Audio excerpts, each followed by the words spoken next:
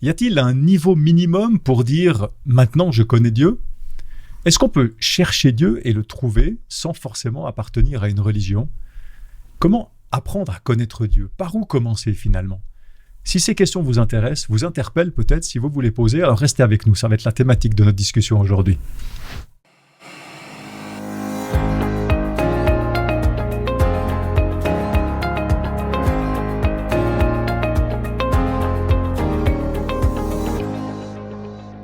Bonjour et bienvenue à vous tous, ça me fait très plaisir de vous retrouver cette semaine, une semaine de plus. On vient de commencer ce trimestre, c'est un nouveau trimestre avec la thématique « Grandir dans sa relation avec Dieu ».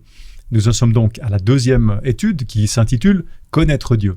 Et pour discuter de cette thématique, j'ai deux personnes avec moi, deux invités qui sont sur le plateau avec moi. Alors à ma gauche, je commence par les femmes, tu m'excuseras, mais il y a Daniela Gelbrich.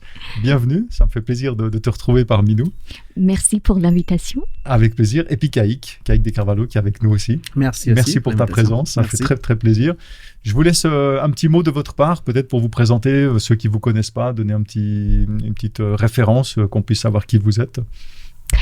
Je m'appelle Daniela Gelbrich et j'enseigne l'hébreu et le Premier Testament dans la faculté adventiste de théologie à Collonges-sous-Salève qui se trouve en France, à côté de Genève, mais en France. À côté de Genève, voilà. Oui. Très bien. Merci beaucoup, Daniela. Alors, moi, je m'appelle Caïk. Je suis pasteur aux églises adventistes des Sion et Clarens, donc Sion-Valais et puis Clarens, juste à côté de Montreux. Mm-hmm. Je suis marié à Hélène, je suis papa à Elisa, donc voilà. Heureux. Un papa heureux, un mari heureux, voilà. Très bien. Ça me fait plaisir. Merci aussi, Caïk, pour ta présence. Alors, je vais commencer notre discussion entre nous par vous poser une question, en vous demandant de penser à quelqu'un que vous connaissez bien, quelqu'un que vous connaissez même peut-être très bien.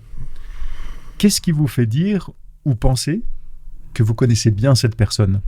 Qu'est-ce qui s'est passé finalement dans votre parcours, dans votre relation avec cette personne ? Qu'est-ce qui s'est passé ou qu'est-ce que vous avez fait concrètement pour connaître cette personne aussi bien ? Alors, on dit souvent qu'on ne connaît jamais vraiment une personne, hein, et voilà, je pense qu'il y a une partie des vrais en ça, mais je prends pour exemple mon épouse, parce qu'en fait, on s'est connus il y a 15 ans, et on est ensemble, ça fait 10 ans. Donc, et pour moi, il y a quelques aspects clés, disons, qui font que je puisse dire que je la connais plus ou moins bien. Plutôt bien. Voilà, plutôt bien. Et je pense que c'est l'une des choses les plus importantes, c'est les temps et les expériences vécues. Donc, pendant 10 ans, on a vécu vraiment beaucoup de choses ensemble, beaucoup d'expériences, pas que des expériences positives, mais aussi des moments plus difficiles. Et ça révèle un peu les personnes que nous sommes. Et donc, quand on est en contact avec quelqu'un pendant aussi longtemps et qu'il y a beaucoup de choses qui se passent entre nous, on apprend à connaître. Mais c'est intéressant parce qu'en fait, donc là, j'ai dit que je suis papa. Donc, Elisa, elle est née, ça fait 10 mois. Et c'est intéressant parce qu'en fait, Hélène, maman, je ne la connaissais pas avant. Et donc, cette connaissance est toujours en progression. Et c'est ça que je trouve une des merveilles, c'est qu'on connaît, mais on ne connaît jamais assez d'une personne. Donc, mais pour moi, pour progresser dans cette connaissance, c'est vraiment du temps et d'expérience vécues ensemble. Ouais. Et puis, des expériences, ça veut dire des bonnes et des moins bonnes. Exactement, de la patience pour les mauvaises, ouais. mais voilà, c'est des expériences. Le temps, je pense que tu veux dire aussi le temps de qualité, le temps dans la relation, le temps ensemble, finalement. Oui, aussi, mais aussi, c'est-à-dire dans la durée. Oui. Donc, c'est pas la même chose, c'est de dire qu'on connaît quelqu'un que ça fait 2 ans et ça fait 20 ans. Donc, la durée, cette relation qui s'inscrit dans la durée, c'est aussi important, je pense. D'accord. Merci Caïk. Et Daniela, tu rejoins ou bien... Oui, je rejoins. Et je rejoins surtout cette déclaration, tout être humain reste un mystère. Oui. On ne peut jamais connaître à 100%. Mais c'est aussi le cheminement, une histoire commune. Et surtout, dans les mauvais moments de la vie, on connaît le visage de l'autre. Hein, parce qu'on peut porter des masques. Hein, mais dans un moment difficile, quelqu'un se révèle. Il y a de belles révélations et des moins belles révélations, voilà. Ça c'est clair. Mais même ces moins belles révélations nous aident à mieux le connaître. Oui, ça c'est clair. C'est clair. Ouais, très bien. Merci aussi pour ta réponse. On va rentrer dans le vif du sujet maintenant, on va ouvrir la parole de Dieu, on va lire quelques textes, on va les commenter, en discuter ensemble. Et avant cela, j'aimerais qu'on puisse prier ensemble, donc je vous invite à prier. Notre Dieu, notre Père, nous voulons te remercier pour tes grâces, pour cette parole que tu nous donnes qui est si riche et qui est si importante. Merci pour tout ce qu'elle contient, tout ce qu'elle révèle, et elle te révèle, Seigneur. Tu te révèles au travers de cette parole. Merci parce qu'on a l'occasion de pouvoir l'ouvrir, de pouvoir en parler, en discuter, justement pour mieux te connaître. Je te prie d'être avec nous, donne-nous ton esprit, Seigneur, et aussi avec les personnes qui nous écoutent, qui nous regardent, Seigneur, que tu puisses aussi les éclairer sur leur chemin. Au nom de Jésus. Amen. Amen. Alors cette semaine, le verset central de notre étude se trouve dans Jean 17, au verset 3. Et Jean 17, alors ça c'est juste pour le contexte, la prière sacerdotale, c'est un chapitre absolument majestueux. Enfin, j'invite tout le monde à lire déjà les versets 13 à 16 qui sont très très importants, mais après la prière dans Jean 17. Mais enfin, lisons ce verset 3. Et donc c'est Jésus qui parle. Il fait une prière à Dieu, à son Père, et il dit « La vie éternelle, c'est qu'ils te connaissent, toi, le seul vrai Dieu, et celui que tu as envoyé, Jésus-Christ. » Alors dans ce verset, le mot central, le mot-clé, connaître. Puisque Jésus dit que la connaissance de Dieu et de Jésus est la clé vers la vie éternelle. C'est si je paraphrase son verset. Donc on est parfaitement en phase avec le titre de notre étude, avec notre thématique d'aujourd'hui. Et dans notre discussion qu'on va avoir maintenant, on va discuter plusieurs facettes de Dieu, si je peux dire comme ça, pour mieux comprendre qui il est. Mais j'aimerais déjà vous poser une question générale sur la connaissance de Dieu. On voit l'importance de ce verbe connaître. On voit déjà dans ce verset central, qui sont dans les paroles de Jésus. Mais qu'est-ce que connaître? Qu'est-ce que ça signifie exactement?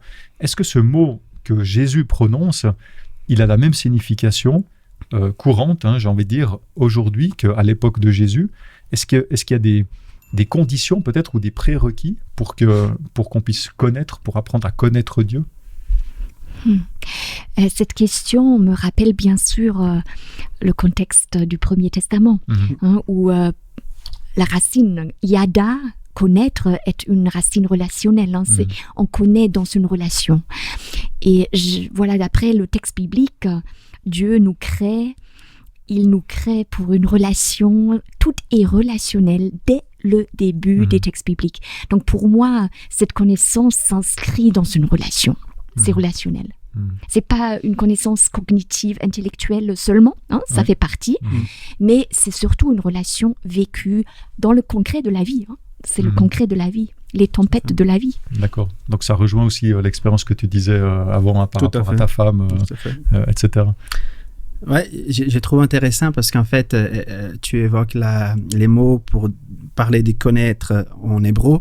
Et vous voyez, en grec, quand on écrit connaître, il y a vraiment beaucoup de richesses dans ces mots, mais je trouve que pendant le temps, au fil des temps, on a peut-être perdu de vue quelque chose d'important par rapport à la connaissance biblique. Donc, vous savez, ginosko, c'est les mots pour décrire la connaissance, on est en grec, mais du côté culture grecque, quelque part, il y a cette recherche de connaître quelque chose qui est mystérieux. Donc, c'est divin qui est mystérieux. Et je trouve tout à fait cohérent l'origine de ces mots-là, mais pour moi, ce qui est beau dans la Bible, c'est qu'en fait, là, on ne part pas à la recherche de quelque chose de mystérieux qu'on connaît pas, mais c'est mystérieux, mais on part à la recherche d'un Dieu qui se révèle. Donc là, je pense que ça reprend quelque part ces côtés relationnels, parce que bien que c'est une démarche que moi j'ai fait de partir à la connaissance, de rechercher, connaître Dieu, je recherche quelqu'un qui se révèle à moi. Et c'est un peu, je pense, l'essence du texte que tu viens de lire et d'autres textes bibliques aussi. C'est Dieu qui se révèle à l'être humain. Et je vois aussi un paradoxe là-dedans, parce que c'est vrai, c'est un Dieu qui se révèle à l'être humain, qui se révèle à l'humanité, qui est en quête de l'être humain. Mais de l'autre côté, on ne peut pas le saisir. C'est quelqu'un qui nous échappe. Et on ne peut pas l'enfermer dans une boîte ou dans nos catégories humaines. Et pour moi, c'est un grand paradoxe. Connaître quelqu'un dans une relation qui nous échappe complètement. C'est une bonne nouvelle, parce que si on pouvait l'enfermer, etc. C'est ça. On n'en aura jamais fait le tour. On aura toujours quelque chose à découvrir, effectivement. Est-ce que, peut-être, je rebondis un peu sur cette question que j'ai posée, est-ce que pour des gens peut-être qui ne connaissent pas la Bible, quel est le conseil que vous pourriez donner? Quelle est la démarche à faire pour commencer à apprendre à connaître Dieu? Est-ce qu'il y a quelque chose qui vous vient à l'esprit? Pour une personne qui ne connaît pas Dieu, alors honnêtement, moi j'ai un réflexe très simple, c'est de dire lisez son histoire. Parce qu'en fait, voilà, nous croyons et la Bible prêche que Dieu il s'est incarné humain. Donc à travers la personne de Jésus, on a l'histoire de Dieu, de ce Dieu qui est révélé. Et donc moi, on a fait un projet à l'époque dans une église au passé, qui c'était tout simplement de lire tous les évangiles, donc Matthieu, Marc, Luc et Jean, un chapitre par jour, et on est parti à la recherche de la connaissance de Jésus. Qui est Jésus? Qui est Jésus? Qu'est-ce qu'il a fait? Exactement. Donc, lisez l'histoire de Jésus, parce que l'histoire de Jésus, c'est quelque part cette concrétisation de la connaissance que nous avons de Dieu aujourd'hui. Ok. Une autre approche que tu aurais ou bien... Oui, c'est-à-dire, c'est la diversité de la vie, de l'existence, parce que c'est vrai, on a les textes bibliques, et moi, je dirais aussi, l'Évangile nous présente Dieu dans le visage du Christ. Donc, c'est quelqu'un qui mange avec des pécheurs, qui est à la portée de l'être humain, qui est au cœur de la vie concrète de l'humanité. Et donc, mais de l'autre côté, on peut voir aussi les merveilles de la nature, en quelque sorte. La physique quantique qui nous échappe aussi, c'est-à-dire où l'astronomie, où il y a aussi des empreintes de ce Dieu dans la nature. On retrouve partout. Exactement, et même les grands scientifiques arrivent à un point où, voilà, après ça devient philosophique. Ça nous échappe. Donc, il y a plusieurs voies où on peut aussi faire la connaissance à travers une amitié avec un être humain qui est compatissant, qui est généreux, qui est là à nos côtés dans les moments durs de l'existence. Donc, il y a beaucoup de voies pour faire peut-être une première connaissance avec ce Dieu. Si tu me permets, Eric, moi, je trouve que c'est intéressant, ça revient un peu à ce que j'ai dit dans mon expérience personnelle, et je pense que nous, les trois, on peut affirmer vraiment concrètement ça, mais en fait, on ne va jamais arriver à une connaissance parfaite de Dieu. On est toujours en progression. Donc, on a tous fait nos bachelors en théologie. Daniela, elle allait plus loin peut-être. Et donc, elle enseigne la théologie. Mais est-ce que tu connais vraiment Dieu à 100%? Donc, cette recherche, c'est toujours en progression. Et pour moi, c'est ça la beauté, parce qu'on découvre toujours une facette, une manière de faire, un geste de Dieu, une manière d'être quelque part, qu'avant on ne connaissait pas. Donc, même si on est des chrétiens ou pas, donc si on n'est pas chrétien, c'est merveilleux parce qu'on découvre quelque chose qui est complètement différent. Mais même si on est chrétien depuis très longtemps, on est toujours dans la découverte de Dieu. Et pour moi, ça, c'est merveilleux parce qu'on ne peut pas épuiser l'image et la révélation que Dieu nous donne. Et là, tu mets le point intéressant sur une dynamique, de toujours être dans la recherche. Que même quand on connaît un petit peu, parce que chaque jour on connaît un petit peu plus, on est toujours dans une dynamique de recherche, parce qu'on n'a jamais trouvé d'une manière complète, totale, parfaite, dans ce sens-là, parfaite. Tu parlais de diversité aussi. Alors moi, j'abonde dans ton sens, mais c'est même intéressant que quand on regarde dans la Bible, on a parlé des 4 évangiles, et même les 4 évangiles qui centrent sur Jésus sont 4 facettes différentes aussi de Jésus, avec des choses qui sont différentes, avec des nuances, avec voire même textuellement parlant, des contradictions, mais c'est normal, parce que c'est 4 regards de 4 personnes différentes. Donc il y a toutes des explications, il y a le projet théologique derrière, il y a plein d'explications pour lesquelles il y a ces différences, mais on voit que tout ça, c'est complémentaire, et que c'est difficile de connaître Dieu seulement par la nature, ou seulement par un évangile, ou seulement par... Mais ça donne chaque fois des compléments, comme un puzzle en fait, où on a des pièces, chaque fois on met des pièces en plus, puis on commence à voir ce qu'on appelle en anglais la big picture, l'image globale, et on arrive à avoir quelque chose de cohérent. Et c'est très profond parce que finalement, chaque être humain a son expérience singulière avec ce Dieu. Donc c'est vraiment aussi une singularité, comme on est singulier en tant qu'être humain. Donc cette idée, cette diversité, c'est aussi la vie. La vie est un pluriel. C'est un pluriel. Alors, parlons de Dieu, de la Bible. Dans la Bible, Dieu, il est présenté avec différents attributs. Il y a beaucoup de textes qui en parlent, ou des caractéristiques qu'il possède. Moi, j'en ai noté quelques-unes. On parle de l'omnipotence, donc c'est la toute-puissance. Il y a l'omniscience, donc connaissance illimitée. La justice, la miséricorde, la bienveillance, la patience, la sagesse, la grâce, le pardon. Il y a sa royauté, son éternité, etc. Il y en a encore d'autres, il y en a beaucoup d'autres. Mais j'aimerais lire avec vous 2 versets qui définissent Dieu avec 2 termes différents, et je vais vous laisser commenter un petit peu ces versets et ces termes-là. Alors le premier verset se trouve dans 1 Samuel au chapitre 2 et le verset 2. Et il est écrit dans ce verset « Nul n'est saint comme le Seigneur. Il n'y en a pas d'autre que toi. il n'y a pas de rocher comme notre Dieu. Voilà, donc il y a la sainteté. Et le second verset se trouve dans 1 Jean au chapitre 4, les versets 7 et 8, où il est écrit « Bien-aimés, aimons-nous les uns les autres, car l'amour est de Dieu. Et quiconque aime est né de Dieu et connaît Dieu. Celui qui n'aime pas n'a jamais connu Dieu, car Dieu est amour. » Donc un deuxième terme, amour. Alors ces deux textes, comme j'ai dit, ça parle de Dieu comme étant saint, comme étant amour. Il y a bien sûr d'autres textes dans la Bible qui parlent de Dieu aussi avec ces deux termes, de sainteté et puis d'amour. Mais dans le langage courant, ces termes saint, amour, ça a souvent été déformé, ça a été peut-être même détourné ou en tout cas mal compris. Et même au sein de l'Église chrétienne d'ailleurs. Alors, qu'est-ce que ça signifie exactement? Parce que pour moi, ça me paraît être des versets et des termes qui sont centraux. Qu'est-ce que ça signifie concrètement? Dieu est saint. Qu'est-ce que ça signifie concrètement? Dieu est amour. Comment est-ce qu'on doit comprendre ça et qu'est-ce que ça nous apporte dans notre vie de tous les jours, dans notre approche à Dieu pour connaître Dieu? Qu'est-ce que vous pouvez en dire? Bon, j'espère qu'on a 2h30 pour la séance d'aujourd'hui. Parce que la question, peu moins, mais vas-y. Non, pour faire simple, tu évoques deux choses qui, je pense que c'est vraiment très essentiel pour que nous puissions comprendre l'image de Dieu. Donc voilà, les mots saints, je ne vais pas passer pour toutes les définitions que nous avons aujourd'hui. On attache beaucoup ça au sein de l'Église catholique, les personnes qui ont été béatifiées. Béatifiées, ouais. Voilà. Mais je ne vais pas passer par tout ça, mais en fait, quand on lit dans la Bible, les mots saints, il y a un sens complètement différent.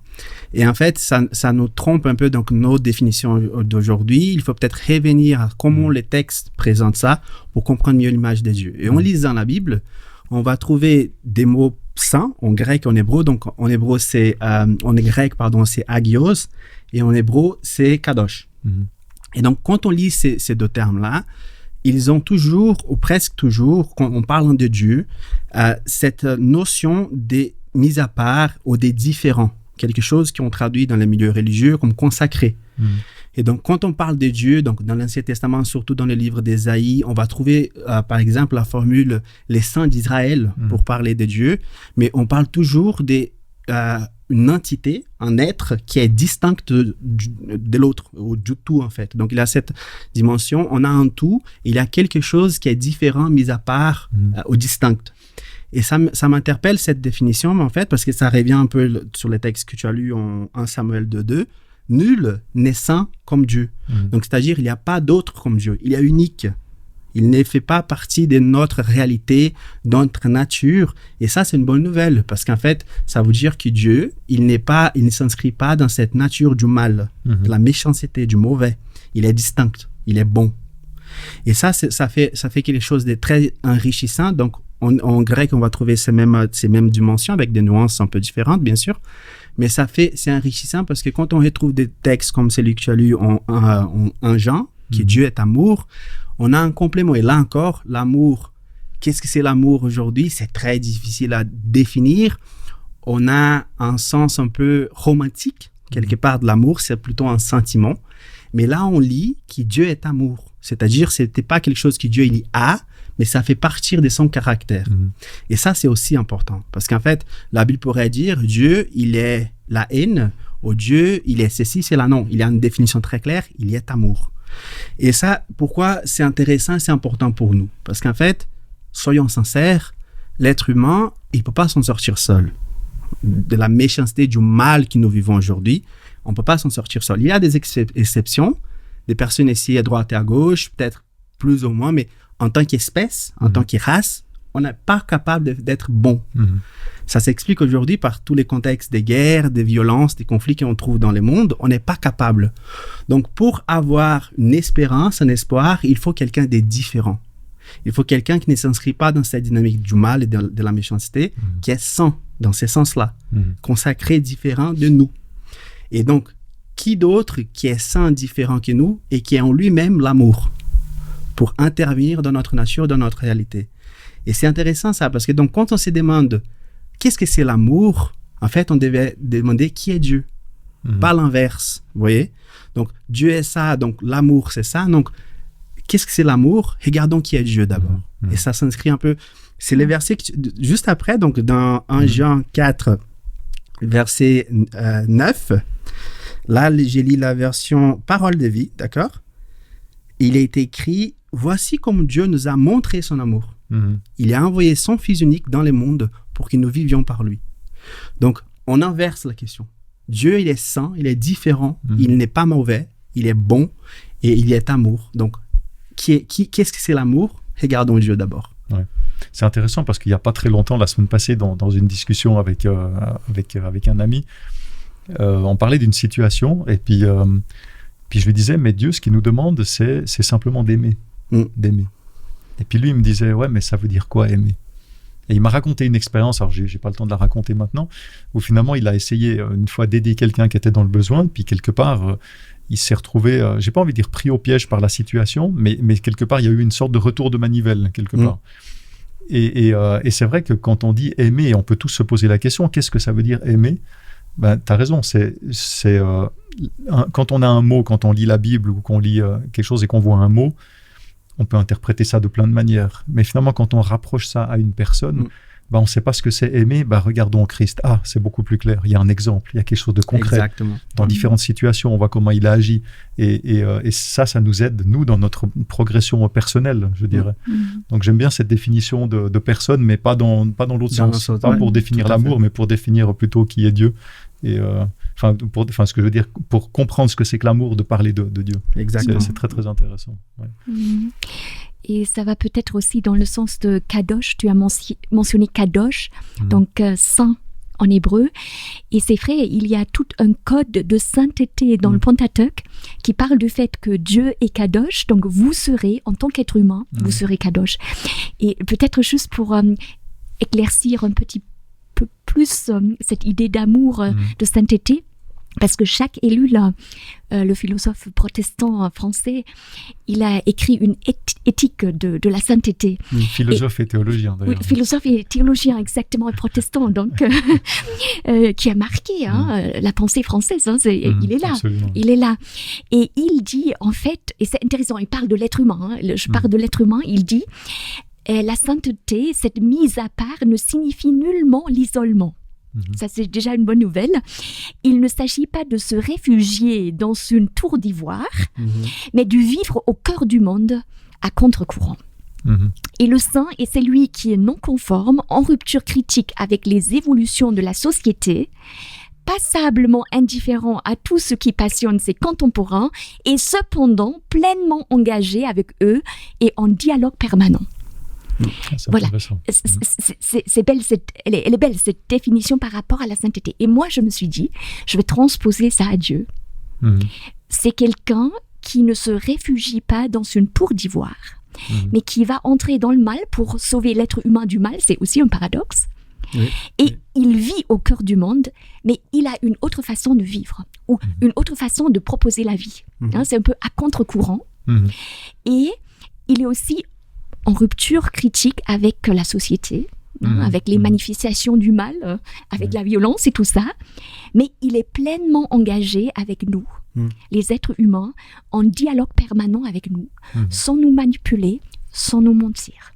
Et pour moi aussi, c'est l'amour, respecter la liberté de l'autre, parce que sans liberté, il n'y a pas d'amour, déjà. Voilà. C'est intéressant la définition qu'il donne. J'aurais tendance à dire, faisons attention de ne pas la prendre à l'envers.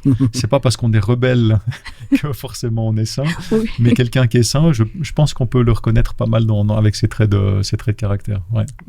J'aime bien la manière comme tu as transposer ça à Dieu, parce qu'en fait, c'est un peu la dynamique biblique. Je pense si on 1 Pierre, chapitre 1, et puis il faut regarder les versets, mais Pierre, il reprend les livres des Lévitiques en disant, quand Dieu, il dit, vous serez saints parce que moi, je suis saint. Donc là, on interprète une image d'une personne parfaite, où les mâles n'habitent plus, c'est une belle image, quelque part, peut-être un peu lointaine, mais c'est peut-être la manière d'agir, la manière de vivre dans les contre-courants, comme tu as dit. Et pourquoi? Alors, parce que Dieu, il est saint, donc il nous invite, nous aussi, à agir et vivre de la même manière. Il y a un autre texte biblique qui dit, si nous sommes capables d'aimer, si nous l'aimons à Dieu, c'est parce que c'est lui qui nous a aimés en premier. Donc, c'est toujours cette dynamique, on est capable, mais pas parce que nous sommes capables seuls. Nous, on est capable justement parce qu'il y a un Dieu qui n'a pas ces caractéristiques, qui est l'origine même de ces caractéristiques-là. Donc voilà, l'image est un peu bouleversante quelque part de la Bible. Je ne suis pas capable seul, mais il y a un Dieu qui me rend capable. Et je crois que nous avons besoin de rencontrer le Christ pour comprendre l'amour, parce que mon amour à moi, il est contaminé par le mal, par l'égoïsme. Parce que si je dis « je t'aime », c'est toujours un peu intéressé. On ne va pas se marier avec n'importe qui, hein. Oui. Quand même. Et même cette question de l'amour, ça change en fonction de l'époque que nous vivons. Oui. Donc, dire « je t'aime » aujourd'hui, ça ne vaut pas dire la même chose qu'il y a 1000 ans en arrière. La définition, l'expression, comment aimer concrètement. J'aimerais avancer un petit peu, j'aimerais vous poser une autre question. Si on regarde dans l'histoire, quelques mois avant la naissance de Jésus, il y a un ange qui est apparu à Joseph. Il lui a annoncé ces paroles que je lis dans Matthieu 1, verset 23. « La Vierge sera enceinte, elle mettra au monde un fils et on l'appellera du nom d'Emmanuel, ce qui se traduit « Dieu avec nous ». Et puis 2 versets plus loin, au verset 25, il écrit que Joseph donne le nom de Jésus à ce nouveau-né. Alors vous voyez un petit peu la question piège que je vais vous poser, mais ma première question, elle semble évidente. Pourquoi est-ce que ce nouveau-né, il est appelé Jésus, alors que l'ange lui a dit de l'appeler Emmanuel? Et puis j'aimerais aussi m'attarder sur ce nom Emmanuel, qui signifie Dieu avec nous. Pourquoi l'ange il dit d'appeler cet enfant Dieu avec nous? Qu'est-ce que ça signifie? Qu'est-ce que ça signifie aussi pour nous aujourd'hui? Depuis quand est-ce que Dieu il est avec nous? Est-ce qu'il faut comprendre les environ 30 années de vie terrestre de Jésus? Est-ce qu'il faut comprendre les 3 ans et demi de ministère? Ou est-ce qu'il faut comprendre autre chose? Oui. La parole est à vous.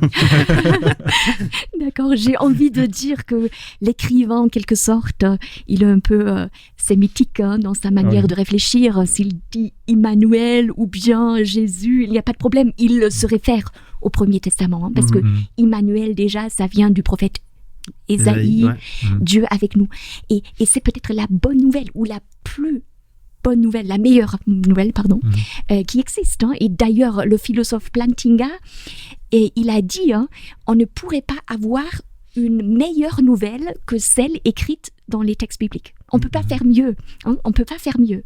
Et c'est intéressant parce que Emmanuel, Dieu avec nous, et Jésus, ça vient de la racine Yasha, sauvé. Donc cette idée, c'est un Dieu qui est avec nous, qui est entré dans le mal, dans notre réalité à nous, brisée, ambivalente, déchirée, pour nous sauver de là, pour qu'on puisse vivre une contre-culture, si vous voulez, ou pour qu'on puisse vivre autre chose, pour qu'on puisse préserver la vie. Tout à fait. Préserver la vie déjà, c'est promouvoir la vie et ne pas la détruire. Ce qu'on fait, on meurt quand même à petit feu, on est des morts vivants, etc., avec tout ce qu'on peut vivre, etc. Pour moi, c'est ça. D'accord. C'est Dieu avec nous et il vient pour nous sauver, tirer de là, tout en restant au cœur du monde. Oui. Tu as posé une question que je trouve intéressante dans ce sens, Eric, c'est qu'en fait, quel Dieu avec nous, donc ça veut dire quelle partie de la vie de Jésus, même avant, on prend en compte. Et moi, je vois justement ce qu'on a. Parce qu'en fait, on est en train d'étudier connaître à Dieu, donc quelque part d'avoir une image la plus claire possible de Dieu. Et moi, je vois dans la naissance de Jésus, justement, cette progression. Donc, c'est-à-dire, Dieu, il s'est révélé au fur et à mesure, au cœur de milliers et des milliers d'années. Et ça, la naissance de Jésus est quelque part l'accomplissement de cette révélation-là. Donc, Dieu avec nous, c'est vraiment cette concrétisation d'un Dieu qui s'est révélé déjà par le passé et qui maintenant, il donne un visage quelque part. Voici qui est Dieu, regardez l'histoire de Jésus. Donc, quelle partie prendre en compte?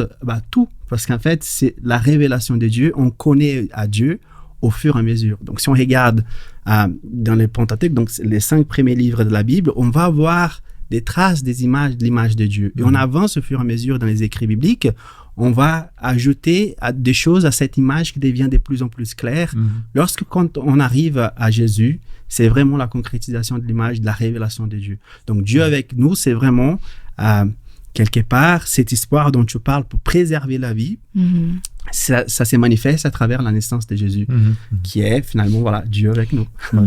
D'accord. Et il y a de très très belles images ou métaphores dans le Premier Testament, parce que il vient d'une terre assoiffée.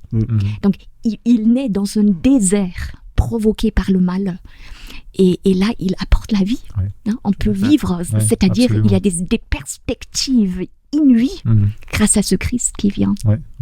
C'est intéressant. Moi, j'aime bien aussi l'idée que tu donnais sur le fait que Jésus, il est avec nous, que Dieu est avec nous, mais pas seulement dans la personne de Jésus. Bien sûr, il s'est incarné et il est venu physiquement parmi nous, mais il était déjà avec toute l'humanité depuis les débuts, depuis même avant le péché, il était là, et d'autant plus après le péché qu'il y a quelque chose il y a un travail à faire, il faut sortir cette humanité de sa situation, et on voit qu'il y a un accompagnement, et il y a eu un moment, je dirais une emphase, où il a dû vraiment venir sur terre physiquement et s'incarner, mais c'était un peu en fait l'accomplissement de prophéties, de choses qu'il devait réaliser, mais il est là avec nous depuis le début. Et maintenant qu'il est remonté au ciel et qu'il nous a envoyé son Esprit Saint, il est toujours avec nous. Exactement. Mais il est, comme on voit souvent dans la parole de Dieu, il est plus avec nous, il est en nous. Mais ça reste une proximité encore plus proche, encore plus intense, je dirais. Tout à fait. Donc ça, c'est vrai, c'est quelque chose vraiment qu'il faut... Et je pense que ceux qui nous entendent doivent aussi comprendre que c'est pas Dieu avec nous, c'est permanent. Dieu, il est, on l'a dit au début, il est relationnel, il n'y a pas d'interruption. C'est nous qui pouvons interrompre cette relation, mais lui, il est toujours là pour la reconstruire. Tout à fait. Et peut-être que cette proximité est signifiée par les textes. Quand on lit Genèse 2, où Dieu prend de la poussière et façonne l'être humain, et l'être humain devient une âme vivante ou une personne, une singularité unique dans l'espace et le temps. Là, le premier être que l'être humain voit, c'est Dieu. Donc, il y a une proximité qui est signifiée par le texte. Tout à fait. C'est une proximité qui est encore plus proche que notre être humain pourrait l'être. C'est-à-dire, il y a quelque chose de singulier. Et je crois, parce que cette relation s'est brisée, ça devient compliqué pour nous, parce qu'on doit combler un vide, on est en quête, etc. Oui, absolument. Alors, on peut encore discuter longtemps, de beaucoup de façons, sur la façon dont Dieu se présente. Exactement. Mais Dieu, il se présente aux hommes, aux femmes de ce monde de 36 milliards de manières différentes. Enfin, voilà, on peut, comme je dis, on peut discuter longtemps. Mais je crois que même si la discussion se prolonge et qu'on raconte encore beaucoup de choses, on peut être vraiment impressionné par la richesse de Dieu, par la richesse de la personne de Jésus. Et même si on étudie, on en a parlé, étudier les évangiles, et si on médite, si on réfléchit vraiment à cette personne de Jésus, c'est vraiment impressionnant. Il est à contre-courant par rapport à notre nature. Et je crois qu'on a vraiment quelque chose d'extraordinaire à découvrir au travers de lui. Mais j'aimerais aborder quelque chose de très pratique, de très concret maintenant, pour mieux connaître Dieu. C'est l'objectif de notre leçon. Donc, il faut qu'on connaisse mieux Dieu à la fin. Je pense notamment à des gens qui ne connaissent pas Dieu, et peut-être qui aimeraient mieux le connaître tel qu'il est réellement, et pas selon l'image. Et ça, tout à l'heure, tu as parlé d'image aussi, l'image qu'on a de Dieu. Connaître Dieu qui il est réellement, et pas forcément l'image qu'on a ou que ces personnes, elles ont reçue peut-être depuis l'enfance, etc. Je pense aussi peut-être à des gens qui croient en Dieu, mais qui ne vivent pas forcément proches de lui, pour différentes raisons. Peut-être que pour eux, Dieu n'est encore qu'un concept de puissance. Au Moyen-Âge, on parlait du grand horloger, on parlait de, il y a une puissance créatrice, on parle d'une puissance supérieure. Mais peut-être ces gens-là, ils aimeraient apprendre à le connaître un peu mieux, un peu plus personnellement. Je pense peut-être encore à des gens qui connaissent Dieu et qui sont en relation avec lui tous les jours, peut-être. Qu'est-ce que vous pouvez conseiller à ces gens pour s'approcher de Dieu davantage, pour se réconcilier? J'aime bien ce terme de réconciliation, c'est un terme qui est très présent aussi dans la Bible. Comment faire pour se réconcilier avec Dieu? Quand je parle de réconcilier, je pense notamment, comme je l'ai dit avant, à des gens peut-être qui ont eu des ruptures avec Dieu ou qui ont une mauvaise image. Comment réconcilier quelque chose qui était faux, qui était erroné ou qui s'est cassé? Comment faire pour se rapprocher de lui, pour apprendre à le connaître et le connaître de la façon la plus intime possible? Vous voyez, donc, ce qu'on dit dès le départ, il y a deux choses, je pense, c'est important à soulever encore, c'est on connaît ce que Dieu nous a révélé. Donc, quand on dit d'avoir une image claire de Dieu, il faut avoir conscience que Dieu nous échappe complètement. Et ce que la Bible nous montre, c'est Dieu qui intervient dans la société humaine, dans la nature humaine. Et donc, quand on parle de faire cette réconciliation avec Dieu, moi, je pourrais tout simplement dire je ne sais pas. Parce qu'en fait, comme on a parlé, chaque personne est un univers complètement différent. Mais il y a des outils, disons, pas des outils, mais des manières de partir à la recherche de Dieu et de revenir à Dieu qui sont universelles. Et donc, vous voyez, nous avons une révélation claire de Dieu qui c'est la Bible. Et parfois, ça peut être difficile de lire la Bible parce que les langages, le langage est compliqué, j'ai pas le temps, etc. Mais c'est la révélation de Dieu. Et moi, j'ai déjà traversé des moments dans ma vie où je suis chrétien, je suis croyant depuis toujours, mais je n'étais plus dans cette recherche de Dieu. Vous voyez, donc, et c'est justement en revenant dans l'essentiel biblique que j'ai pu découvrir un Dieu, peut-être que je ne connaissais pas avant. Donc, la première chose que j'aimerais dire, soit c'est une personne qui ne connaît pas Dieu, soit c'est une personne qui connaît Dieu, n'abandonnez pas cette recherche de Dieu. Parce que, comme j'ai dit, moi, les plus grands théologiens de toute leur vie, ils ne vont pas arriver à un niveau là, je connais Dieu. Donc, c'est important de persister dans la connaissance de Dieu. Parce que qu'est-ce que nous connaissons de Dieu? Nous avons discuté tout au long aujourd'hui. Alors, c'est un être qui est différent et qui est bon dans sa nature. Il n'est pas mauvais. Il m'aime. Et c'est un Dieu qui est avec moi, qui se révèle à moi. Donc, ces éléments-là peuvent permettre à une personne de regarder Dieu autrement et de revenir peut-être rechercher dans la relation au-delà du cadre de ce qu'on dit de Dieu, de ce qu'on écoute de Dieu, de vraiment d'avoir sa propre relation avec Dieu et découvrir pour lui qui est Dieu. Et pour moi, on peut écouter la Bible, on peut regarder, on peut voir des vidéos, mais pour moi, c'est les moyens les plus clairs pour avoir une image de Dieu, c'est de revenir au texte biblique. D'accord. Merci pour ta réponse assez large et pour finir sur le texte biblique, c'est très intéressant. D'accord. Je peux peut-être parler de ma propre expérience, parce que j'étais vraiment en rupture avec le christianisme, pas forcément avec Dieu et les textes bibliques. Parce que je crois une précondition pour moi dans ma vie était de me défaire de toutes ces traditions chrétiennes. De dire, c'est l'être humain qui a construit quelque chose sur ce texte, je respecte, mais je ne vais pas commencer avec ces traditions. Je vais prendre le texte tel qu'il est, dans sa crudité, je dirais, et je vais le lire pour moi-même. Vraiment, je voulais découvrir ces textes de façon autodidacte. Et pour moi, c'était révélateur. Donc, j'ai commencé dans le Premier Testament, parce que le Nouveau Testament, je le connaissais, et c'est là que j'ai vraiment rencontré Dieu. Et pour moi, c'était touchant.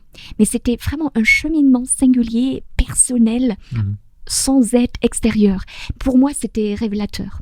Après, c'est ma personnalité, etc. Et je voulais aller en profondeur. Je voulais vraiment aller en profondeur. Je voulais apprendre l'hébreu, etc. pour pouvoir lire ces textes en hébreu.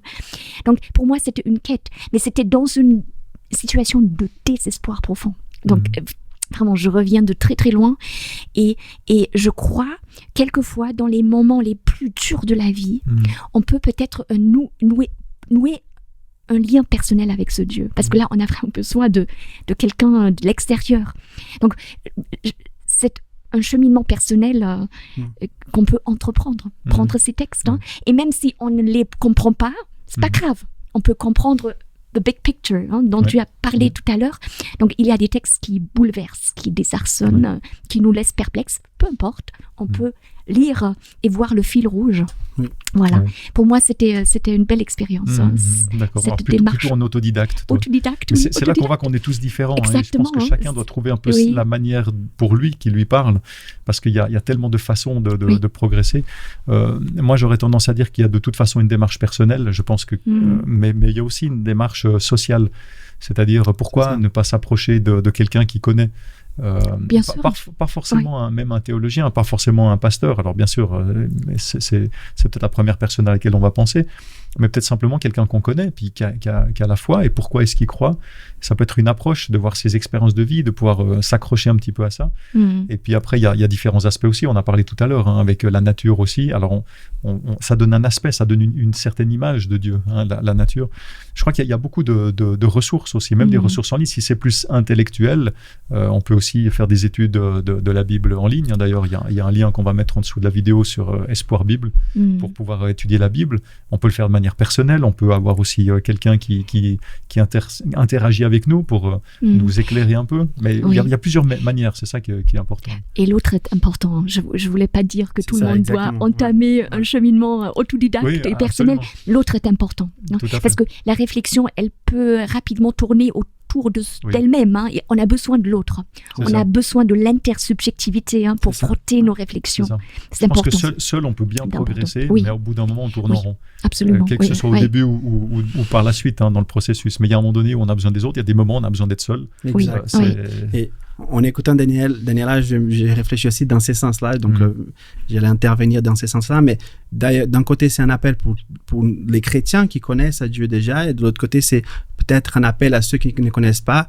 L'évangile ne se vit pas isolé. C'est toujours communautaire. Et donc, nous sommes appelés, les chrétiens, à témoigner, à être des petites lumières qui brillent, justement pour montrer à d'autres personnes qui est Jésus. Et donc, il faut peut-être, si je ne connais pas Dieu, si vous ne connaissez pas Dieu, que vous nous écoutez, cherchez cette petite lumière-là, qui connaissent Dieu, qui ont des traits de Dieu en eux, parce que nous sommes appelés à être saints quelque part. Et si nous sommes chrétiens, n'oublions pas que notre appel, c'est de témoigner, d'être cette image. Et ça, c'est une responsabilité énorme quelque part, mais d'être cette image de Dieu pour l'autre. Donc, de présenter Jésus dans une couleur actuelle, parce qu'on vit en 2026, mais de montrer à d'autres personnes qui est Jésus à travers notre petite lumière qui peut faire une différence. Et il y a le philosophe juif Abraham Heschel qui a une belle citation. Il dit on ne peut pas prouver l'existence de Dieu, c'est impossible, mais on peut être ses témoins. Exact. Et c'est là toute la différence. Oui. Voilà. Absolument. Ça sonne presque comme une conclusion, ce que tu nous dis là. Et justement, on arrive au terme, mais j'aimerais quand même vous demander votre conclusion, c'est-à-dire qu'est-ce que vous avez retenu de cette étude pour vous? S'il fallait retenir une chose, c'est quoi le plus important pour vous que vous aimeriez partager? Oui, c'était riche, donc merci pour vos réflexions. Pour moi, ces réflexions m'ont donné envie de recreuser le texte biblique, d'aller en profondeur. J'ai soif de profondeur et de lire ces textes peut-être comme une grande réflexion sur l'existence et aussi c'est une ressource que l'humanité a sa portée, qui a sa portée, c'est incroyable. Et ce Dieu qui se révèle à travers ces pages, ça c'est extraordinaire. Voilà, pour moi c'est ça peut-être. Okay. Voilà. On sent les yeux qui brillent. Daniela. Merci Daniela. Pour moi, c'est peut-être un appel pratique de ne pas oublier qu'on peut connaître Dieu.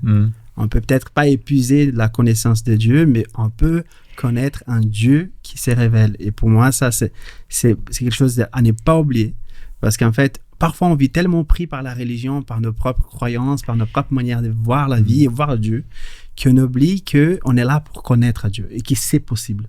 Et pour moi, voilà, ça revient toujours peut-être au texte de Jean 3,16. Quel Dieu on aimerait connaître? C'est ce Dieu qui a envoyé son Fils unique pour que nous puissions vivre avec lui. Donc, il y a Marcel Ladislas, qui a été un professeur aussi à la même université qui est Daniela, qui lui disait toujours, si je devais choisir entre les deux testaments, je choisirais le nouveau.